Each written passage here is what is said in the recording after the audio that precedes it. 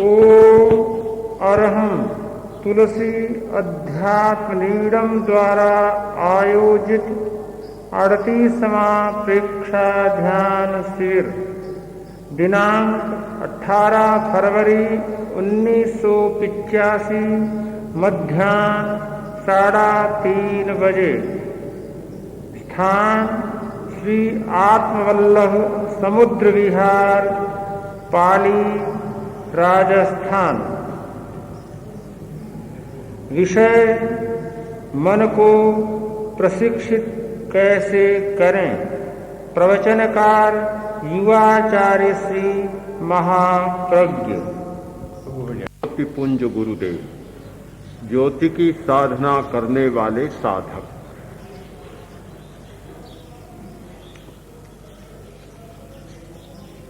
मन को प्रशिक्षित करने के 2 आधारों की कल चर्चा की। एक आरोग्य, दूसरा निर्जरा या अतीत का प्रतिक्रमण। तीसरा उद्देश्य है मानसिक शांति। मानसिक शांति के लिए भी मन को प्रशिक्षित करना बहुत जरूरी है। जिसका मन प्रशिक्षित नहीं होता वह अकारण अशांति का जीवन जीता है, बेचैनी का, उदासी का जीवन जीता है, निराशा का जीवन जीता है। कोई हेतु नहीं, कोई प्रयोजन नहीं, बस केवल मन प्रशिक्षित नहीं इसलिए वैसा जीवन जीता है। चौथा उद्देश्य है स्वभाव परिवर्तन। जो आदमी अपनी आदतों को बदलना चाहता है, आदतों में परिवर्तन लाना चाहता है, उसे मन को प्रशिक्षित करना होगा। जब तक मन को प्रशिक्षित नहीं किया जाता तब तक आदतों में परिवर्तन नहीं आ सकता। 1000 बार पढ़ ले, 1000 बार सुन ले, 1000 बार रट ले, जान ले, पर परिवर्तन नहीं आ सकता।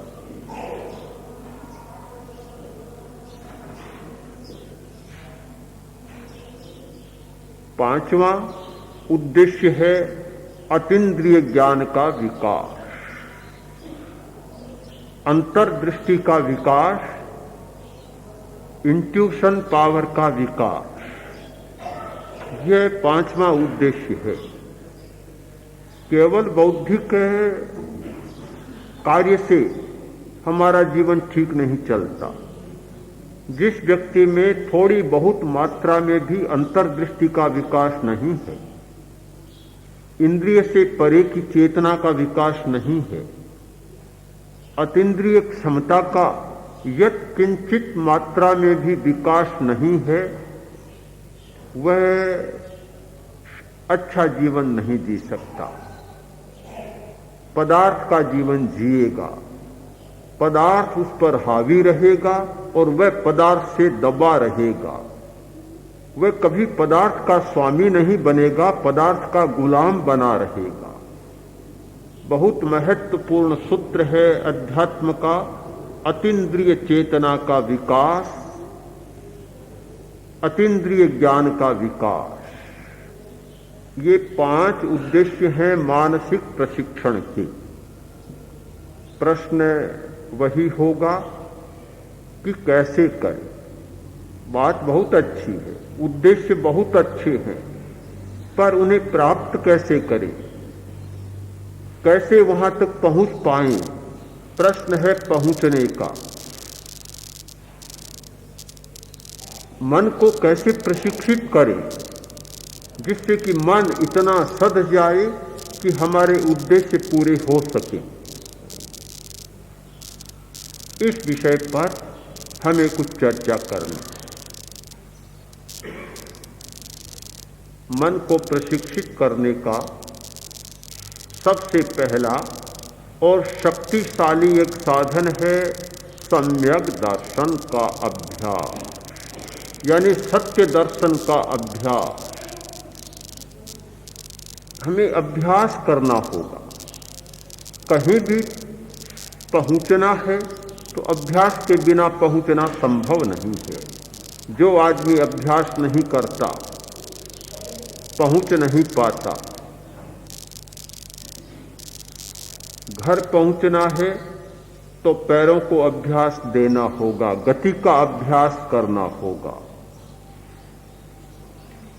आना है तो भी अभ्यास करना होगा, खाना है तो भी अभ्यास करना होगा। अभ्यास के बिना कुछ भी सिद्ध नहीं होता।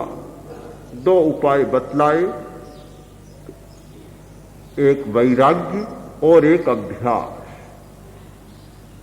वैराग्य, प्राकृतिक वैराग्य किसी किसी में होता होगा, लाख में से एक व्यक्ति में मिलता होगा, वह आनुपातिक सच्चाई नहीं बनती। किंतु अभ्यास से आदमी आगे बढ़ता है। जन्मजात कवि कौन होता है? जन्मजात विद्वान कौन होता है? कोई कोई जन्म लेता है लाखों करोड़ों में। सब लोग विद्यालय में जाते हैं, पढ़ते हैं और पढ़कर शिक्षित बनते हैं, विद्वान बनते हैं अपने अभ्यास के द्वारा। अभ्यास एक बहुत महत्वपूर्ण सूत्र है। सम्यक दर्शन का अभ्यास यानी दृष्टिकोण को सम्यक बनाने का अभ्यास, सत्य दर्शन का अभ्यास। बहुत बड़ी कठिनाई है कि आदमी के सामने दोनों स्थितियां हैं, सत्य भी है और मिथ्या भी है, पर न जाने कब का संस्कार, कैसा संस्कार, क्या संस्कार, कि झूठ को जितना जल्दी पकड़ता है सच्चाई को पकड़ता ही नहीं। सामने दोनों है, दाएं बाएं है। एक और दाएं सत्य है तो बाएं झूठ है। ध्यान सीधा बाईं ओर जाएगा, दाईं ओर ध्यान ही नहीं जाएगा। ऐसी कोई आंख मिचौनी उस समय होती है, दिखाई ही नहीं देता। सम्यक दर्शन का अभ्यास करना होगा, सत्य दर्शन का अभ्यास करना होगा। एक स्वभाव का निर्माण करना होगा कि हम वस्तु के सत्य पक्ष को पकड़ें, झूठ को छोड़ दें। आदमी क्यों दुख भोगता है? कोई देने आता है क्या? कोई नहीं आता। न भगवान आता, न आदमी दुख देने आता। आदमी अपनी दृष्टिकोण के कारण बहुत दुख भोगता है। एक बहुत महत्वपूर्ण कहानी है, दार्शनिक कहानी बन गई कि चीनी सैनिक जा रहे थे, कूच कर रहे थे, लड़ाई में जाना था, जंगल में से गुजर रहे थे। रात का समय, अचानक एक आवाज आई और उस वाणी में कहा गया कि तुम जहां से जा रहे हो वहां बहुत सारे कंकड़ पड़े हैं, उन कंकड़ों को अपनी झोली में लेते जाओ। सबने आवाज को सुना, अज्ञात वाणी को सुना और सोचा कोई आकाश से कह रहा है तो हमें क्या दिक्कत है, थोड़े थोड़े कंकड़ उठाए और अपनी झोली में डाल। आगे चले, पहुंचे, रात पूरी हो गई, प्रभात हुआ, उजाला हुआ, सूरज आकाश में आ गया, प्रकाश फैला और स्मरण हो आया कि कल कंकड़ लाए थे, रात को जो कंकड़ लाए थे क्या है देख तो ले। निकाला, देखा, सिर पर हाथ रखा, अरे ये तो अमूल्य हीरे हैं, हीरे हैं। हीरा मिला, बिना श्रम किए मिला, बिना कमाई किए मिला, कुछ भी नहीं किया, अनायास मिला।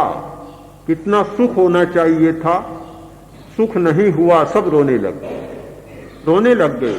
हाय, हमें क्या पता कि ये हीरे हैं, अगर ये पता होता तो इतने ही क्यों उठाते, पूरा झोला भर लेते।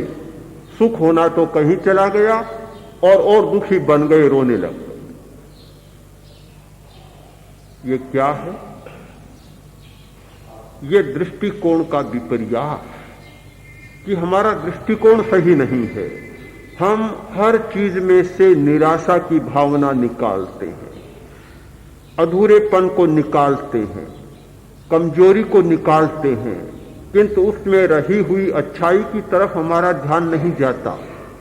कितना क्या हुआ, कैसे हुआ, उस ओर ध्यान ही नहीं जाता। सत्य दर्शन का अभ्यास करना होगा। तो मन को प्रशिक्षित करने के लिए ये पहला सूत्र बहुत महत्वपूर्ण है, पर एक उलझन हो सकती है कि सब लोग सत्य दर्शन के अभ्यासी कैसे हो सकते हैं। कहां इतना ज्ञान कि जो सत्य को खोज सकें और सत्य को देख सकें। इस समस्या को भी सुलझा लें कि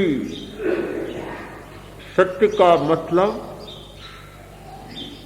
बहुत सूक्ष्म ज्ञान आप न कर सकें कि एक सुई की नोक टिके उतने स्थल में अनंत जीव हैं, इस सच्चाई को शायद न भी साक्षात कर सकें। एक पिन की नोक टिके उतने में लाखों कोशिकाएं हमारे शरीर में हैं, इस बात को भी शायद न जान सकें। पर सबसे पहला जो एक सूत्र है वह है संबंधों का ज्ञान। संबंध का ज्ञान यह हमारे लिए बहुत बड़ा सत्य का ज्ञान होता है। मानसिक उलझने, मानसिक समस्याएं क्यों पैदा होती है कि हमें संबंधों का ठीक ज्ञान नहीं है। सामाजिक प्राणी संबंधों के साथ जीता है। कोई भी व्यक्ति ऐसा नहीं जो संबंधातीत होकर जी सके। हर व्यक्ति संबंध के साथ जीता है। बाप और बेटे का एक संबंध है, पति और पत्नी का एक संबंध है, भाई और भाई का एक संबंध है, पड़ोसी का संबंध है, एक जाति का संबंध है, एक गांव का संबंध है, एक प्रांत का संबंध है, एक राष्ट्र का संबंध है, पैसे का संबंध है, कपड़े का संबंध है।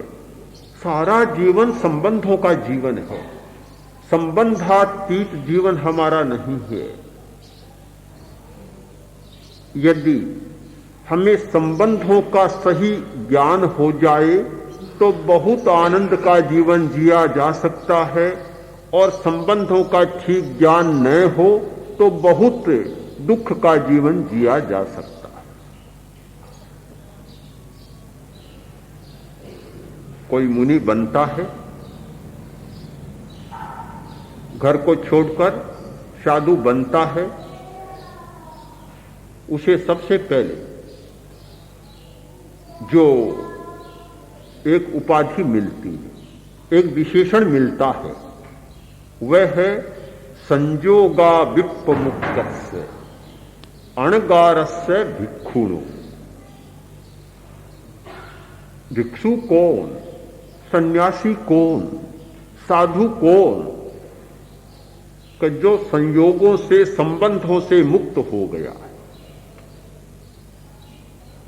घर का संबंध, परिवार का संबंध, परिग्रह का संबंध, इन सारे संबंधों से मुक्त हो गया, इन संबंधों से अतीत हो गया, वही वास्तव में अतीत है। साधु को अतीत कहा जाता है, अतीत।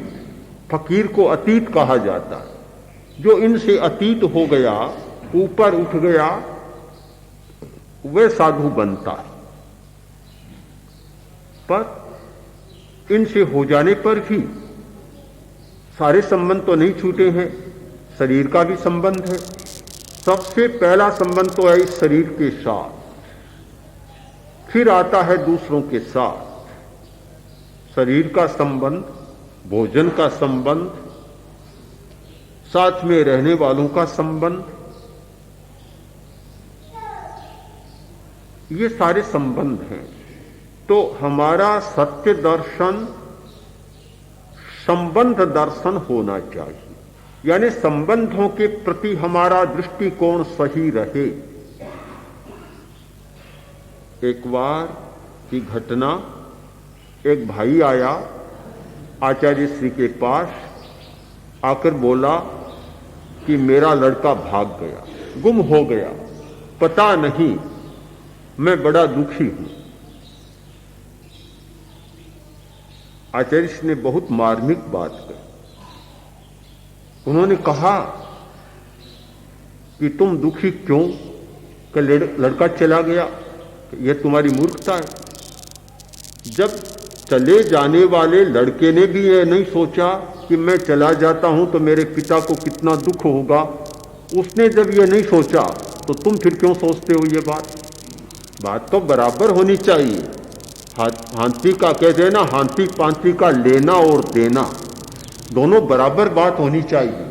उस लड़के को यह सोचना चाहिए था कि मैं चला जाता हूं तो मेरे पिता को कितना दुख होगा। उसने भी नहीं सोचा और तुम अकेले दुख भोगते हो, इसका मतलब तुम वह समझदार निकला, तुम मूर्ख निकले। उस भाई में एकदम इतना परिवर्तन आया कि सारा मानस बदल गया।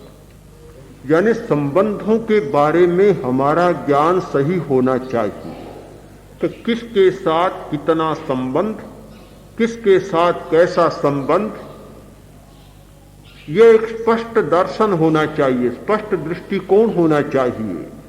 इन संबंधों के बारे में हमारी सही जानकारी नहीं है, इसलिए बेचारा मन इतना उलझ जाता है कि मन तो एक और पैरों में सांकलें इतनी बेड़ियां डल जाती हैं, इतनी बेड़ियां हो जाती है कि बेचारा लुढ़क ही नहीं पाता, चल तो नहीं पाता, लुढ़क ही नहीं पाता।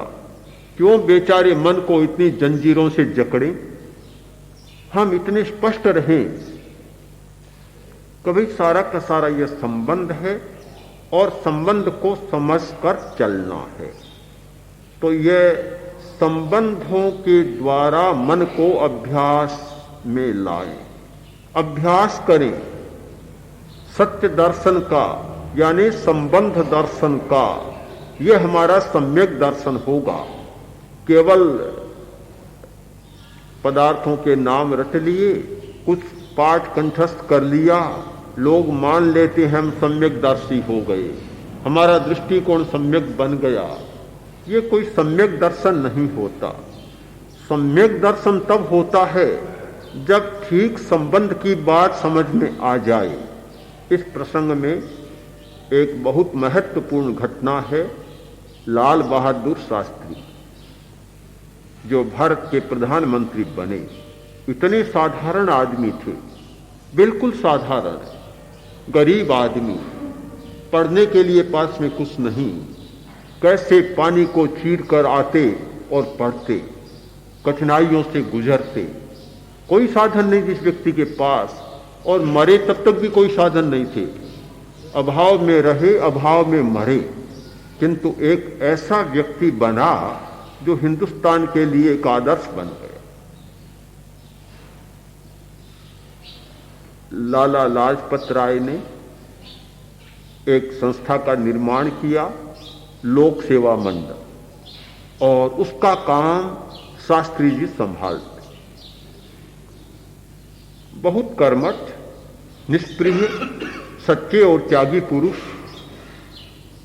नाम सब लोगों का, कहीं भी लाल बहादुर शास्त्री का नाम अखबार में न आए इसके लिए बड़े जागरूक कि मेरा नाम नहीं आना चाहिए।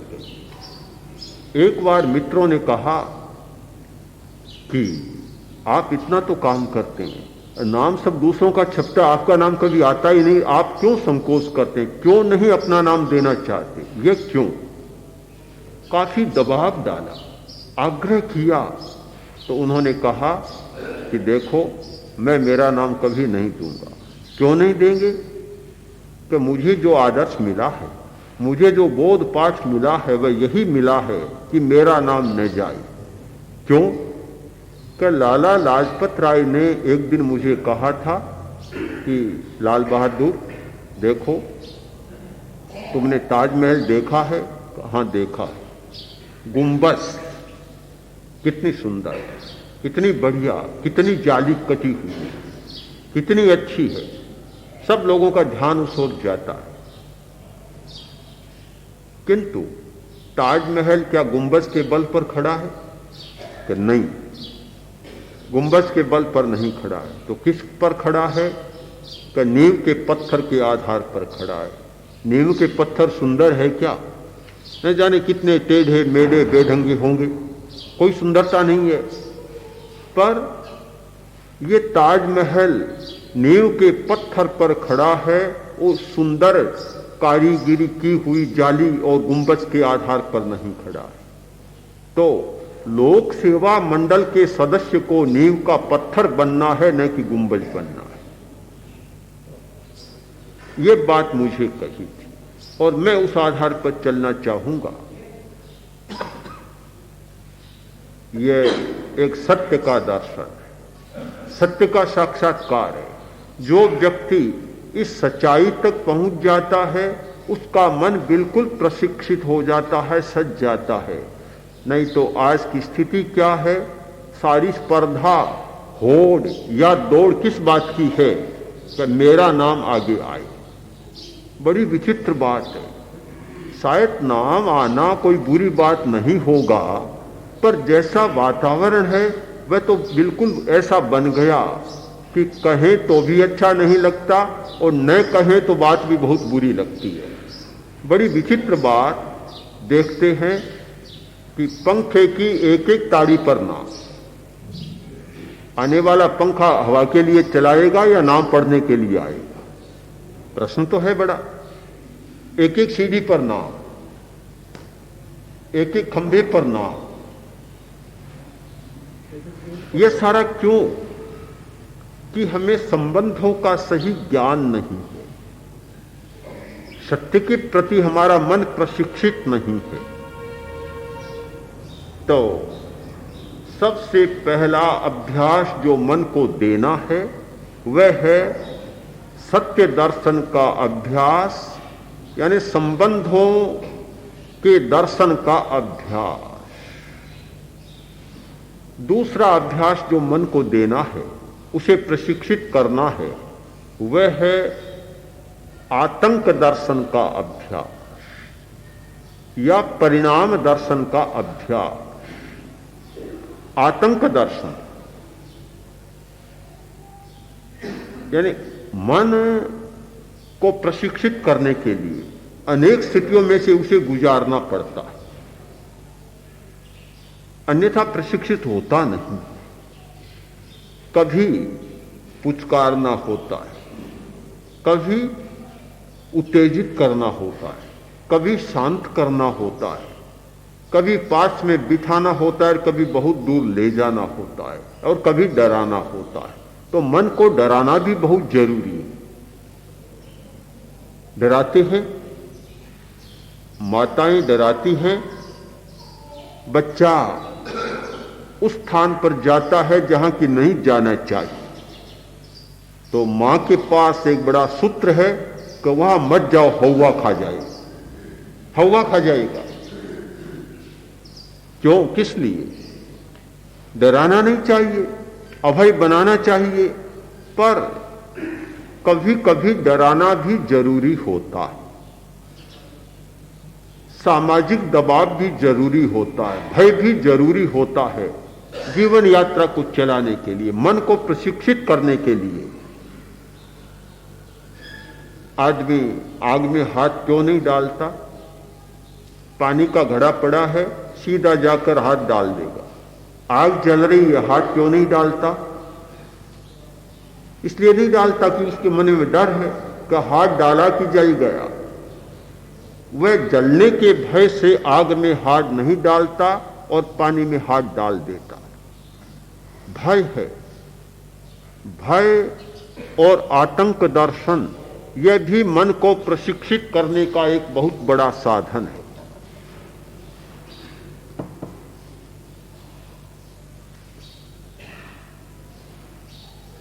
काम, वासना, पदार्थ की प्रियता, भोजन, ये सब मन को भटकाने वाले।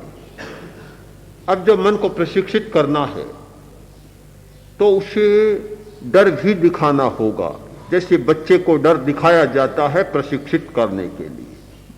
माँ बाप उसे खराब करने के लिए नहीं, प्रशिक्षित करने के लिए डर दिखाते। अध्यापक भी डर दिखाता है कि पाठ कंठस्थ नहीं किया तो दंड भोगना होगा। भय दिखाया जाता है और बच्चा उसे स्वीकारता भी। आचार्य सूत्र का एक बहुत महत्वपूर्ण सूत्र है, आयंक दंसी न करेई पावं। पाप कौन नहीं करता? प्रश्न हुआ कि पाप कौन नहीं करता? उत्तर दिया, आतंकदर्शी न करोति पापम। जो पाप में आतंक को देखता है वह पाप नहीं करता। जिसे यह स्पष्ट दिखाई देता है कि पाप करने से आतंक होगा, कष्ट भुगतना पड़ेगा, वह पाप से बच सकता है। जिसे पाप करने में आनंदानुभूति होती है और यह लगता है कि इसका परिणाम अच्छा होगा, वह कभी पाप करने से सकुचाएगा नहीं। यह भारतीय दर्शन का एक बहुत बड़ा सूत्र रहा, परिणाम दर्शन। परिणाम को देखो। महावीर ने कहा, जब सामने प्रश्न आया कि इंद्रियों के भोग बड़े प्रिय हैं, बड़े अच्छे लगते हैं,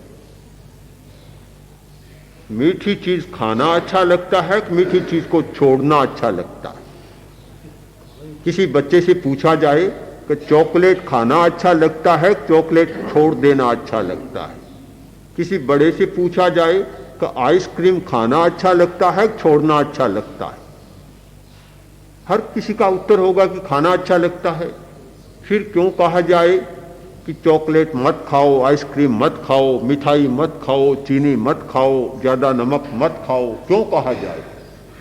यह सारा कहा जाता है परिणाम दर्शन के आधार पर। कभी चॉकलेट ज्यादा खाओगे दांत खराब हो जाएंगे, बचपन से ही दांत खराब, आंतें खराब, और बर्फ ज्यादा, आइसक्रीम ज्यादा खाओगे तो दांत और आंत सारा पाचन बिगड़ जाएगा, दोनों खराब होंगे। ज्यादा चीनी खाओगे तो एसिडिटी ज्यादा बढ़ेगी, ज्यादा नमक खाओगे तो रक्तचाप ऊंचा हो जाएगा, हार्ट ट्रबल होगा, कठिनाइयां होगी। ये सारे किस आधार पर बताए जाते हैं? परिणाम दर्शन के आधार पर, कि केवल वर्तमान को ही मत देखो, प्रवृत्ति को ही मत देखो, परिणाम को देखो, इसका परिणाम क्या होगा। तो जब प्रश्न आया महावीर के सामने कि ये भोग सारे बहुत अच्छे लगते हैं, इंद्रियों के भोग अच्छे लगते हैं, फिर आप त्याग की बात क्यों करते हैं? क्यों कहते हैं कि इनको छोड़ो, भोगों को छोड़ो? आपका क्या बैर विरोध है भोगों से? क्यों इनके पीछे पड़े हाथ ले धोकर? किस लिए छुड़ाते? तो फिर उत्तर दिया गया कि जह किंपाग फलाणं परिणामो न सुंदरो एवं भुत्तान भोगाणं परिणामो न सुंदरो। कभी हमें भोग से कोई विरोध नहीं है, कोई हमारी दुश्मनी नहीं है। हम तो सिर्फ इसलिए कहते हैं कि इनका परिणाम अच्छा नहीं होगा। अच्छा नहीं होगा परिणाम। और जैसे किंपाक का फल, एक दृष्टांत दिया गया, किंपाक का फल आपने नाम सुना है इसका?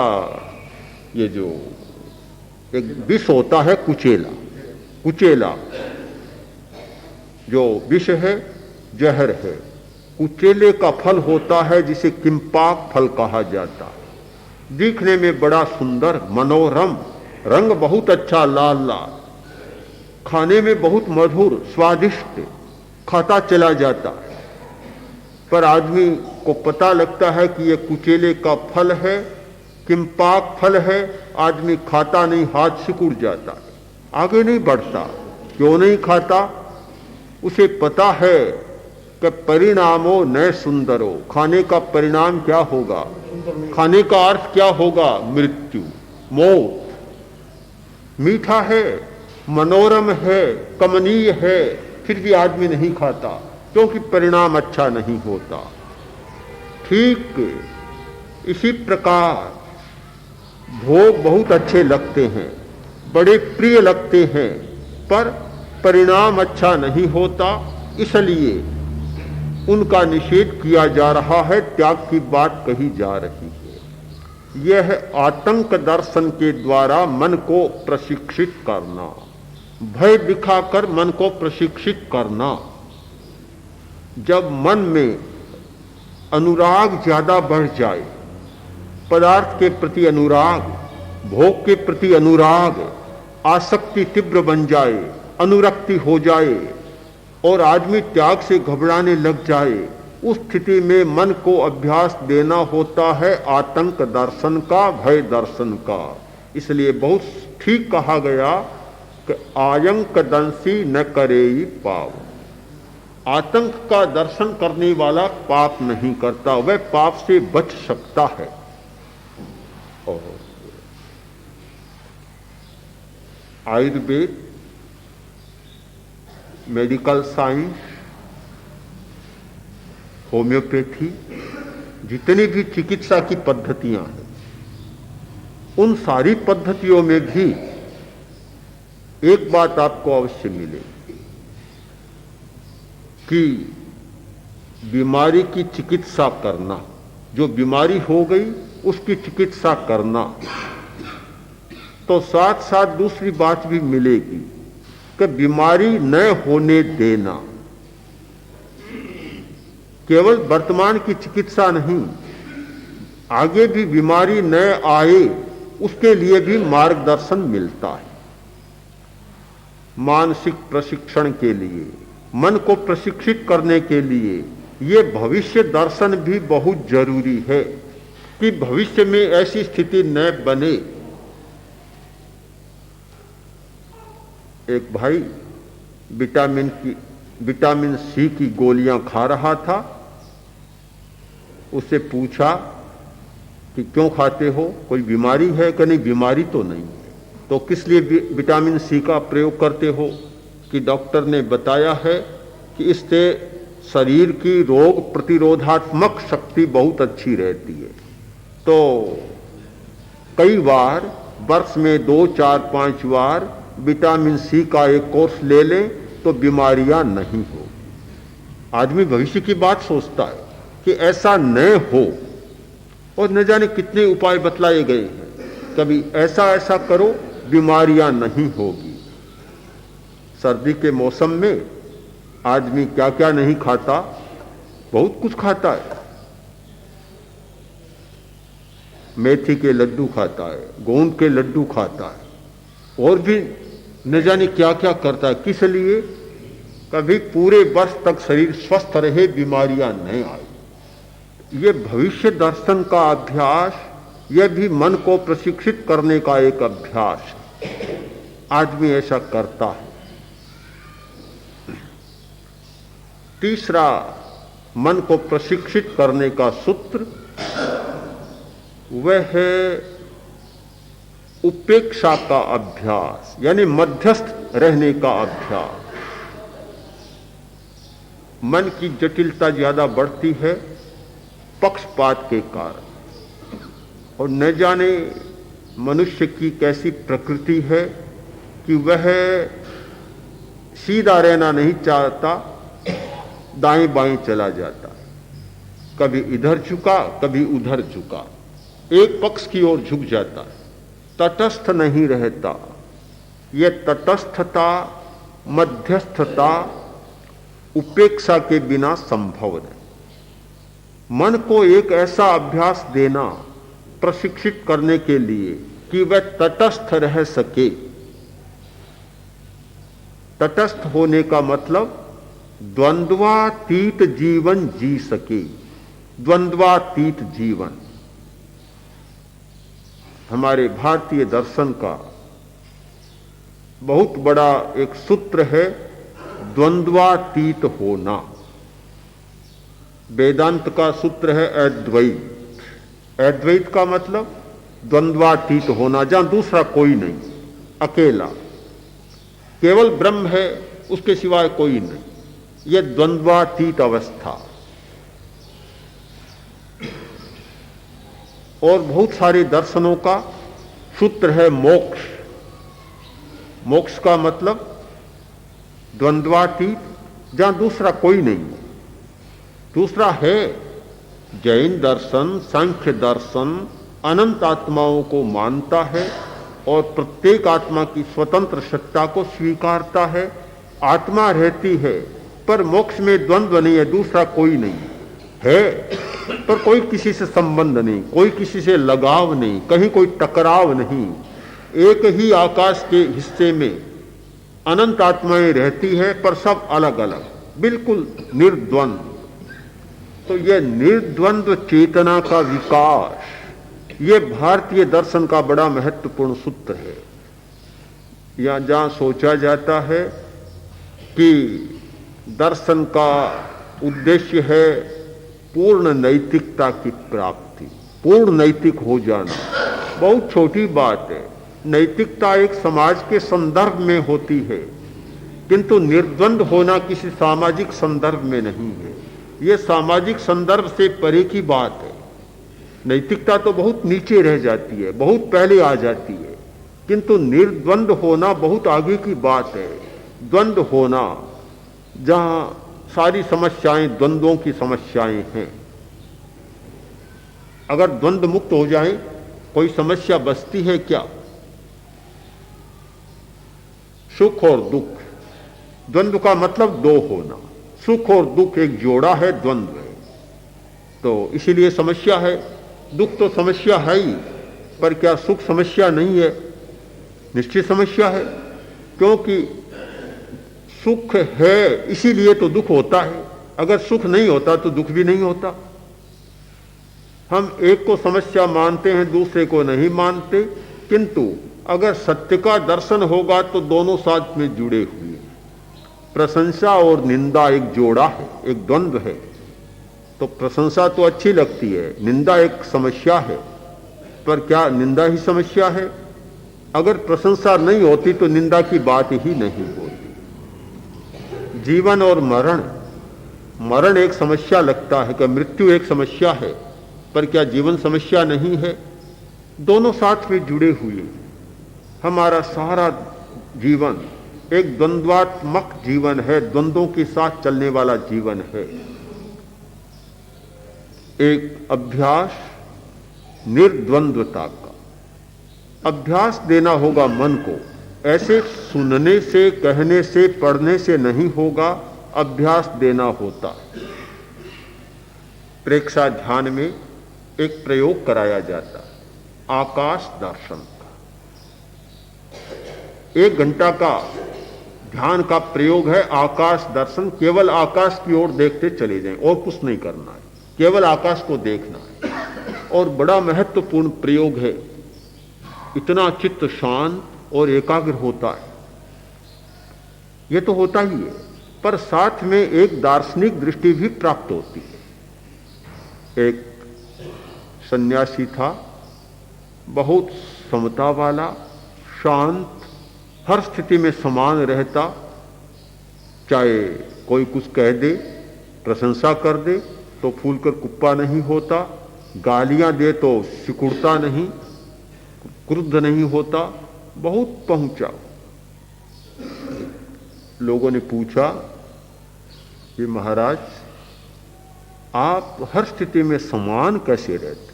बड़ा आश्चर्य, कैसे आप हर स्थिति में संतुलित रहते हैं, अपने संतुलन को कभी नहीं खोते, इसका राज क्या है? उसने कहा, मैंने एक मन को प्रशिक्षित किया है, एक पाठ पढ़ा है। किससे पढ़ा? कोई गुरु मिला? कहा गुरु मिले हैं। कौन गुरु? नाम क्या जानना चाहते हैं? एक का नाम है आकाश और दूसरे का नाम है धरती। ये 2 गुरु मुझे मिले, इनसे मैंने कोई पाठ पढ़ा। कैसे पढ़ा? कि मैं आकाश की ओर निहारता हूं तो देखता हूं कि कितना विशाल, असीम, अनंत, कहीं और छोर नहीं, इतना विशाल है। इतना विशाल वही हो सकता है जो द्वंद्वों से ऊपर रहता है, ऊपर रहता है। आकाश सबसे ऊपर। क्या आपके पैरों के नीचे आकाश नहीं है? मैं आपसे पूछना चाहता हूं, आपके पैरों के नीचे आकाश नहीं है क्या? है? आकाश नहीं है तो आप कहां है? आकाश में है। फिर भी जहां आकाश की बात आएगी सीधा ध्यान ऊपर चला जाएगा।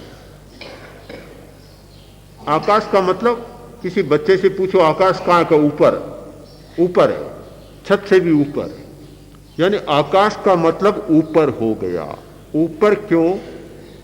एक तर्क शास्त्र में, न्याय शास्त्र में एक बहुत सुंदर वाक्य आता है कि वर्षा तपाभ्याम किम व्योमनः चर्मण्यस्ति तयो फलम। चाहे तो वर्षा बरसे और चाहे गहरी धूप पड़े, वर्षा बरसती है तो आदमी भीग जाता है, धूप पड़ती है तो आदमी का शरीर गर्मा जाता है। पर इतनी वर्षा पड़ती है, आकाश भी कभी भीगता है क्या? देखा आपने कहीं आकाश भी भीग गया? आज तक नहीं भीगा। इस अनंत काल में नहीं भीगा और आगे भी भीगने वाला नहीं। इतनी गहरी धूप पड़ती है, क्या आकाश भी कभी गर्मा गया? एक बर्तन पड़ा है तांबे का, कांसे का, एकदम गर्म हो जाता है, पर आकाश भी इतनी धूप में रहता, कभी गर्म देखा क्या आपने? नहीं हुआ कभी गर्म।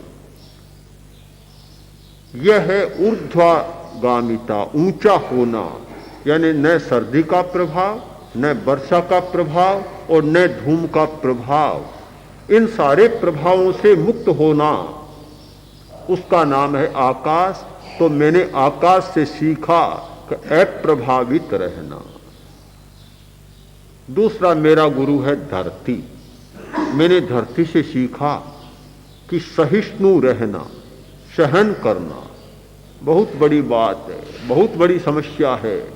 आज के युग की सबसे बड़ी समस्या है असहिष्णुता, और सबसे बड़ी अच्छाई है सहिष्णुता, सहन करना।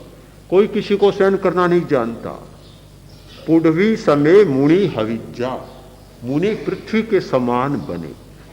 यानी पृथ्वी पर क्या क्या नहीं होता, खोदा जाता है, कुरेदा जाता है, अपवित्र चीजें डाली जाती है, खेती की जाती है, सब कुछ किया जाता है, पर कभी पृथ्वी असहिष्णु नहीं बनती। मैंने सीखा कि हमारी धरती, जिस धरती पर हमारे पैर टिकते हैं, हम रहते हैं, कितनी सहिष्णु है। इन दोनों से मैंने सीखा। यह मन को प्रशिक्षित करने की एक प्रक्रिया है। तो जो व्यक्ति मन को प्रशिक्षित करना चाहता है, उसे तटस्थता का, मध्यस्थता का या उपेक्षा का अभ्यास भी मन को देना होगा। तो मन को देने के लिए और भी अनेक अभ्यास हैं।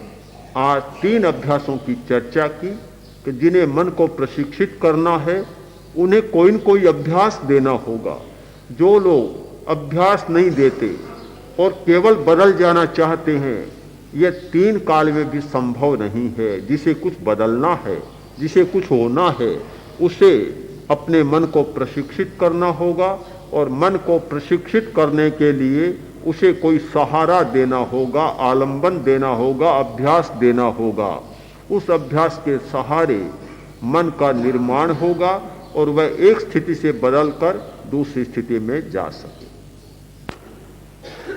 आपका प्रश्न है कि जो अभी सम्यक दर्शन की चर्चा चली, तो सम्यक दर्शन के लिए 3 करणों का विधान है।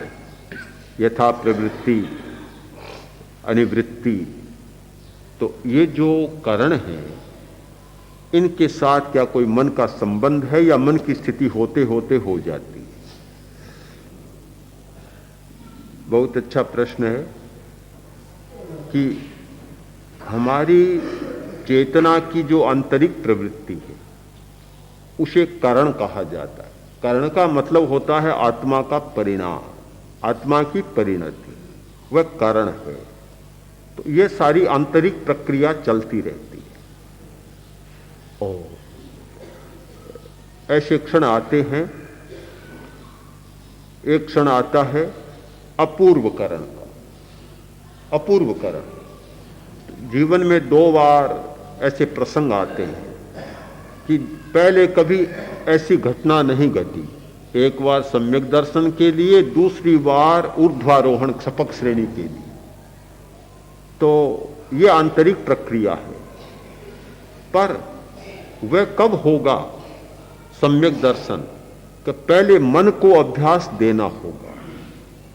मन को अभ्यास देते देते चले जाए और मन की स्थिति ऐसी बनती चली जाए कि वह ऊपर की बातों में उलझे नहीं, हर स्थिति को भोगे पर उलझे नहीं, भीतर में सुलझा हुआ रहे। भोगना तो है जहां बैठे हैं, पर आंतरिक सुलझाव बढ़ता चला जाए, इस ओर से चलते हैं तो फिर वह भीतर की बात घटित होती है। इसीलिए सम्यक दर्शन को भी दो भागों में बांट दिया गया। एक नैश्चयिक सम्यक दर्शन, जो वास्तव में सम्यक दर्शन प्राप्त होता है, एक व्यावहारिक सम्यक दर्शन। तो व्यावहारिक सम्यक दर्शन जितना प्रबल बनेगा तो उतना ही नैश्चयिक दर्शन प्रबल बनेगा। नैश्चयिक सम्यक दर्शन का संबंध हमारे कर्मों के क्षय के साथ जितना क्षयोपशम होगा, और व्यावहारिक सम्यक दर्शन का हमारे अभ्यास के साथ। तो अभी जो चर्चा की वह अभ्यास की चर्चा है। तो मन को ऐसा अभ्यास देना जिससे मिथ्या दृष्टिकोण कम होता चला जाए और दृष्टिकोण सुलझता चला जाए। और जब यह होगा तो नैष्ठिक सम्यक दर्शन भी अपने आप फिर वह प्रकट होने की घटना।